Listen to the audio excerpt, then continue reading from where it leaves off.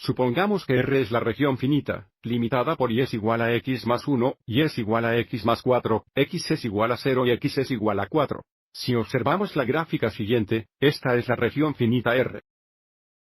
Se nos pide que encontremos el valor exacto del volumen del objeto cuando gira mejor en el área alrededor del eje X.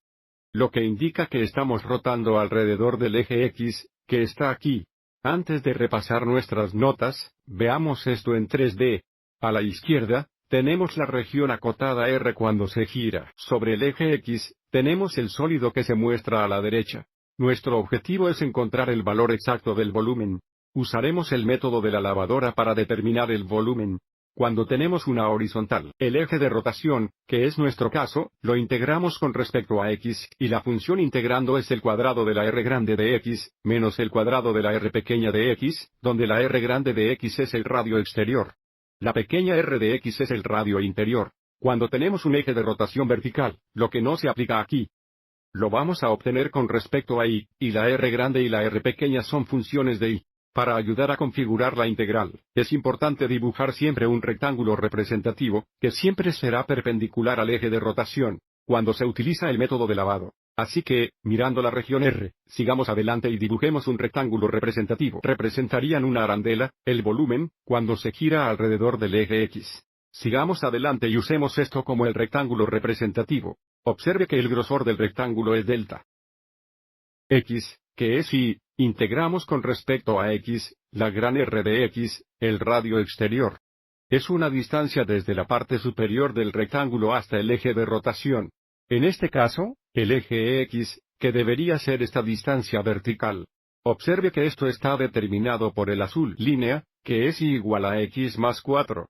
Y luego, el radio interior es la distancia desde la parte inferior del rectángulo hasta el eje de rotación, que es esta distancia aquí, que es un poco R de x.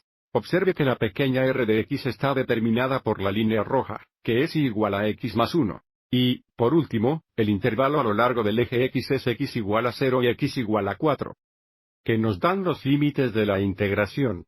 Vamos a configurar la integral. El volumen 5 es igual a pi multiplicado por la integral de 0 a 4 del cuadrado de la gran R de x, donde la gran R de x está determinada por la línea y es igual a x más 4, lo que indica que la gran R de x es x más 4, lo que nos da el cuadrado de x más 4, menos el cuadrado de la pequeña R de x. La pequeña R de x es el radio interior, determinado por la línea roja, que es igual a x más 1, la pequeña R de x es x más 1, lo que nos da el cuadrado de x más 1 de x. Y ese es el valor de esto en la siguiente diapositiva.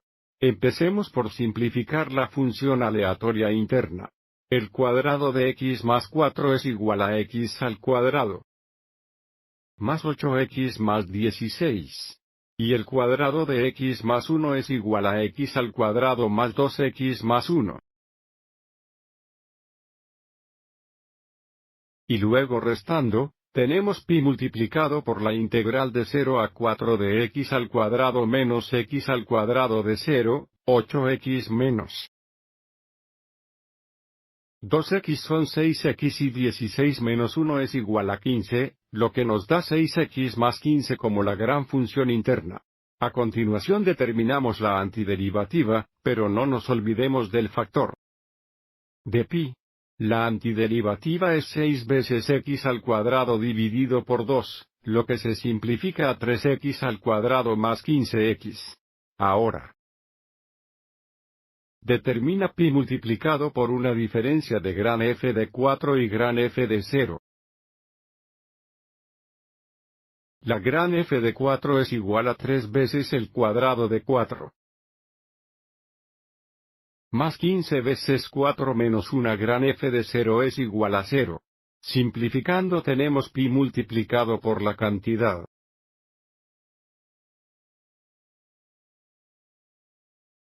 48 más 60.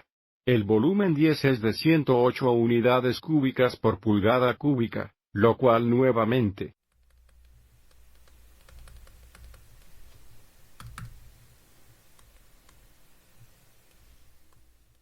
son estos x el volumen del sólido cuando la región acotada gira alrededor del eje X. produciendo el sólido que se muestra aquí a la derecha.